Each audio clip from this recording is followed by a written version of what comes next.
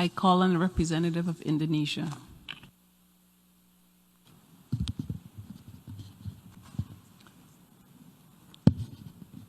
Madam President, I'm taking the floor to exercise Indonesia's right of reply to the statement made by Vanuatu.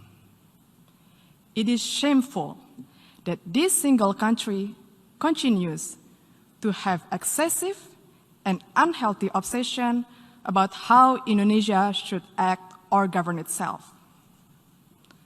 Frankly speaking, I'm confused. How could a country try to teach others while missing the point of the whole fundamental principles of the United Nations Charter? Let me tell them the following. To do what is right is to respect the principles of non-interference in the domestic affairs of other countries.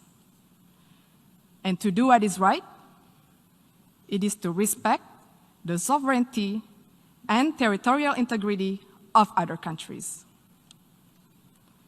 So until you have done so, please keep the sermon to yourself. Madam President, the President of Indonesia stated a few days ago in this great Hall of Nations, and I quote, "We must promote a win-win approach in building relations among states that is mutually beneficial," unquote. Indeed, such a call was echoed by world leaders throughout this prominent week. But this ignorant country chooses the contrary. At times of an emergency health crisis and great economic adversity, it prefers to instill enmity and sow division by guising their advocacy for separatism with flowery human rights concern.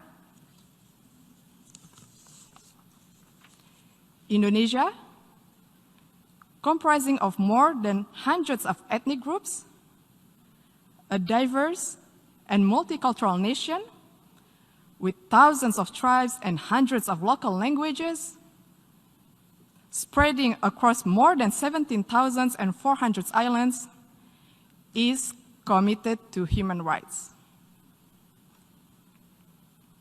We value diversity, we respect tolerance, and everybody has the same right in this third largest democratic country in the world. We have also promoted and protected human rights where each individual has the same rights under the law.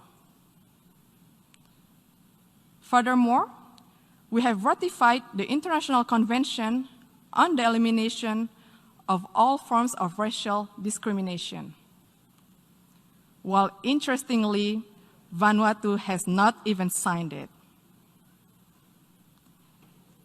And how could one talk about promoting the right of indigenous people when it does not even sign the International Covenant on Economic, Social, and Cultural Rights, the core human rights instrument? This actually raises the question, do they really care about indigenous concern? More importantly, Vanuatu has not signed and ratified the Convention Against Torture and Other Cruel, Inhuman, or Degrading Treatment or Punishment. We call on the government of Vanuatu to please fulfill your human rights responsibility to your people and to the world. Madam President, the accusation of human rights is typical, a tall tale that they sell and stage over the years in the hall. Let me tell them, you are no representation of the people of Papua, and stop fantasizing of being one. Papuans are Indonesians. All of us play an important role in the development of Indonesia, including on the island of Papua. Madam President,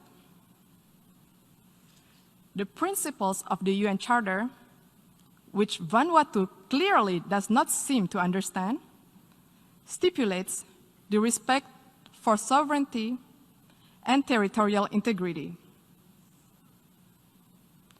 Indonesia will defend itself against any continuing advocacy of separatism conveyed under the guise of artificial human rights concern. The provinces of Papua and West Papua are irrevocable parts of Indonesia since 1945. It has also been firmly endorsed by the United Nations and the international community decades ago. It is final, irreversible, and permanent. I thank you, Madam President.